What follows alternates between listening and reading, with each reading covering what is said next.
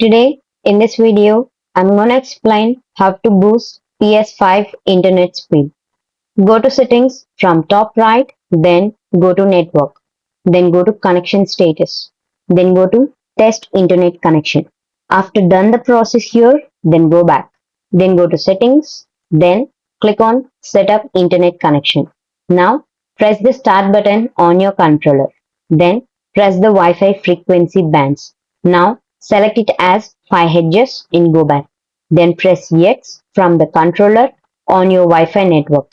Now go to advanced settings, change the DNS settings to manual. Now change primary DNS as 8.8.8.8, then 8.8.4.4 as secondary DNS. Test the network speed. Now come back to advanced settings. If speed is low, now select primary DNS as 1.1.1.1 and secondary DNS as 1.0.0.1.